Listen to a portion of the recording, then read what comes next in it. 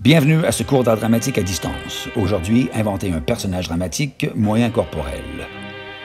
Lui, c'est Nicolas Doyon, conseiller pédagogique domaine des arts à la commission scolaire English Montreal. Parfois, il porte des lunettes, des fois, il n'en porte pas. Afin de mieux inventer ton personnage dramatique, tu dois te familiariser avec le langage dramatique, c'est-à-dire mettre des mots sur tes actions. Aujourd'hui, nous allons mettre de l'emphase sur les moyens corporels liés au personnage et à l'action dramatique. Attitude, gestes, mimiques, mouvements et rythme. Un personnage dramatique doit avoir une attitude. Une attitude, c'est une manière de tenir son corps au sens physique et psychologique. L'attitude du personnage demeure constante, peu importe la situation.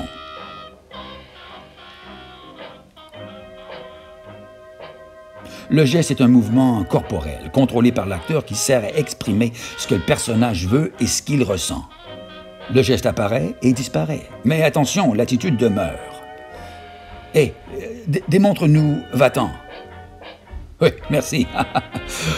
Une mimique est un geste combiné, un sentiment exprimé avec une expression faciale. Ici, le personnage se sent heureux, il exprime sa gratitude et son geste suggère qu'il accepte un cadeau. Le mouvement comprend le déplacement du personnage dans l'espace scénique.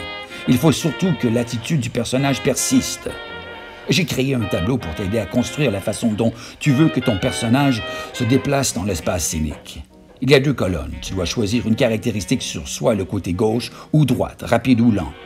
Ensuite, tu répètes le processus entre saccadé ou fluide, et puis léger ou lourd, qui n'a aucun rapport avec la taille ou la masse du personnage ou de l'interprète.